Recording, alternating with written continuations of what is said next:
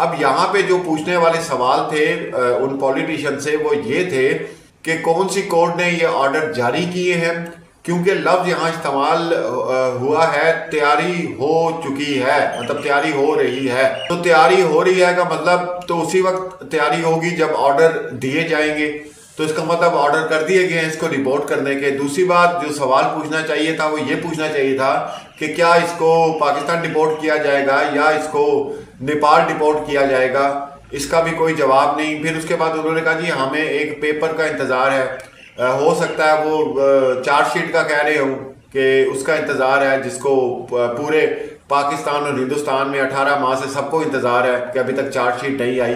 हो सकते है वो इस पेपर का नाम ले रहे हो, तो वो जब चार्जशीट आएगी तो केस तो उस वक्त स्टार्ट होना है, स्टार्ट ही उस वक्त होना है केस।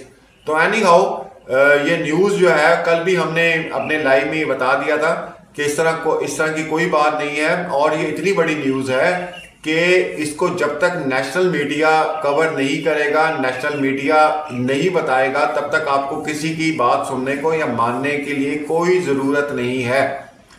देखिए मैंने आपको पहले भी बताया था जब ये पहले आई थी और जो 48 घंटे की स्ट्रीमिंग चलती थी नेशनल मीडिया के ऊपर, उसमें मुकम्मल डिबेट की जाती थी और कहा जाता था कि ये औरत ठीक नहीं है, ये खतरा है, ये जो एयरपोर्ट बन रहा है उसके लिए खतरा है, फिर उसके बाद इलेक्शन होने वाले थे उसके लिए खतरा है, हर चीज के लिए खतरा।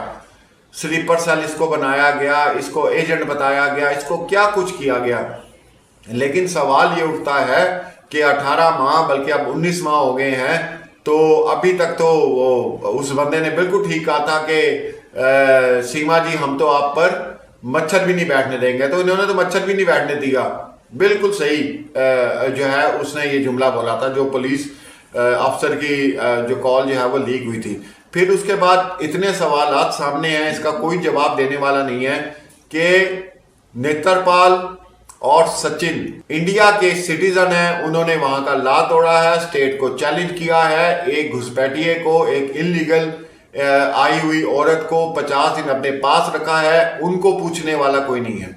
और सचिन बैठ के नक्शे बता रहा है कि किस अवैध तरीके से आप लोग भारत में दाखिल हो सकते हैं नेपाल के। ठीक है, ये सारी चीजें सरेआम हो रही हैं। 2 साल हो गए गुजरने वाले, किसी तरह भी किसी चीज के ऊपर जो है काम जो है वो सामने नहीं आ रहा कि सख्ती से इसके ऊपर एक्शन लिया जाए।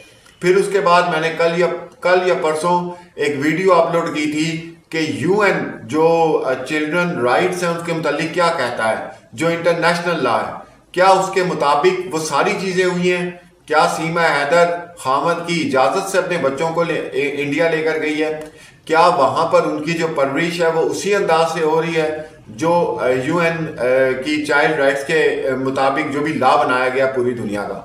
तो ये तमाम सवालात हैं, और इसके अंदर इस तरह की चीज आना या वायरल हो जाना कि जनाब वो रिपोर्ट बस तैयारी है, उसको तैयारी क्या, 18 माह गुजर गए, कौन सी तैयारी है?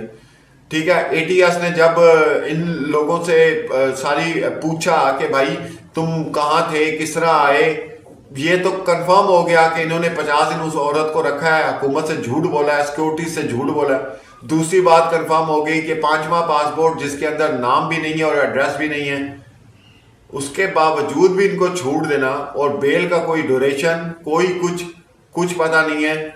उसके बाद चार्जशीट का कुछ पता नहीं है। देखें बात यह है, मैंने पहले भी कहा था कि इसको रखने का सिर्फ एक ही मकसद है, पाकिस्तान को गालियां देना, इस्लाम को बुरा करना। जिस दिन इसने ये बंद कर दी उस दिन इसको ऐसी किक पड़नी है कि ये नजर ही नहीं आनी गई कहां पे। ठीक है, और अब पहले वो चाहे अपनी खुशी से गई थी, लेकिन अब वो चाहे मजबूरी से रह रही है या क्या है, ये अब अल्लाह बेहतर जानता है, ये तो उसको ही पता होगा कि अंदरूनी हालात क्या हैं। क्या वो पाकिस्तान वापस आना चाहती है? क्या उसको अपनी गलती का एहसास है? ये भी ऑडियो लीक्स हो चुकी हैं जो पाकिस्तान में उसने चैट की थी, ये बल्कि मोमिन सर ने दिखाई थी, और उसमें उसने साफ कहा था कि मैं पाकिस्तान आना चाहती हूँ और मैं हिंदू नहीं बनी, मैं अब भी मुसलमान हूँ और मैं पाकिस्तान आना चाहती हूँ। तो वो भी इसकी चैट लीक हुई। अब ये मजबूरी के तहत रह रही है, इसको यार माल बना के रखा हुआ है नेत्रपाल और सचिन ने।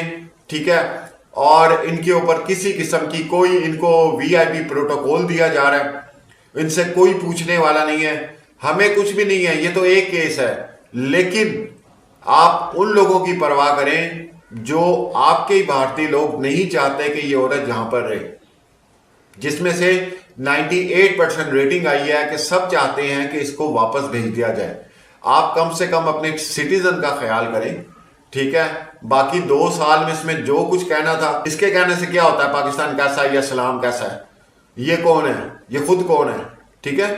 तो वो जो करना था, जो मैं ताकतवर लोग इसके पीछे हैं उनसे ये बात कर रहा हूं कि जो करना था उन्होंने कर लिया। आप लोग कम से कम अपनी सिक्योरिटीज और अपनी ये जो आपकी पूरी पुलिस इसके अंदर है, वो आईओ साहब 18 महीने हो गए चार्जशीट लेके बैठे हुए हैं, पुलिस की कस्टडी में नकली शादी आप लोग करवा रहे हैं। आप अपने सिटीजन से ये नहीं पूछ रहे हैं कि हाँ भाई क्या बात है, किस हिसाब से तुमने सिक्योरिटी को चैलेंज कर दिया, किस हिसाब से इनलीगल औरत को तुमने 50 दिन अपने पर रखा। वो आतंकवादी को भी रख सकता था, वो किसी क्रिमिनल को भी रख सकता था। तो इतनी छूट, हाँ हमें तो कोई प्रॉब्लम नहीं है, हमें तो 18 माह से जो सुनाया जा रहा है जी ऐसा ही है, जी ऐसा ही होगा, हाँ जी ऐसा ही होगा। लेकिन आप ये सोचें कि आपके इस पूरे निजाम के लिए पूरी दुनिया पर क्या असर जा रहा है, पूरी दुनिया आपके सिस्टम के मुतालिक क्या सोच रही है। हमें छोड़े पाकिस्तान वालों को, कितने होंगे हम, 25 करोड़ है। पूरी दुनिया के जो लोग हैं उनके बारे में सोचें कि वो आपके बारे में क्या सोच रहे हैं। तो ये जो इस तरह की न्यूज आई है इसमें कोई कान धरने की जरूरत नहीं है। और इस तरह की अगर न्यूज इतनी बड़ी होती तो सबसे पहले नेशनल मीडिया पे रिपोर्ट होती, वेबसाइट पे रिपोर्ट होती, बड़े बड़े जो अखबार हैं इंडिया के, पाकिस्तान के, वहां पर ये रिपोर्ट होती। तो इस तरह उन्होंने अगर बयान दे दिया है तो उनसे जो सवालात पूछने वाले थे वो पूछने चाहिए थे, क्योंकि बकौल आप लोगों के कि जनाब जहां पर अदालत आ जाती है वहां हुकूमत का कोई मसला नहीं होता। तो इस वक्त कोई भी पॉलिटिशियन बयान दे देता है तो उसकी कोई अहमियत नहीं है, उसकी कोई वक़्त नहीं है, कोई हैसियत नहीं है जब तक कोर्ट के ऑर्डर नहीं आते। तो ये एक वीडियो इस हवाले से थी, रात को इसके ऊपर लाइव भी किया। तफसीली अगर लाइव आपने देखना है तो कल का मेरा लाइव देख लें, मैंने सारी बात उसके अंदर ये सारी डिस्कस की है। तो इस वक्त मैं बस इल्तिजा कर सकता हूँ, रिक्वेस्ट कर सकता हूँ इंडिया की जो हुकूमत है उससे, और जितनी सिक्योरिटीज़ हैं उनसे हम रिक्वेस्ट कर सकते हैं कि आप पूरी दुनिया में ये केस देखा जा रहा है और कितना डिले हो रहा है और क्या कुछ हो रहा है, तो आप लोग उसकी परवाह करें कि कम से कम लोग सवाल ना उठा सकें।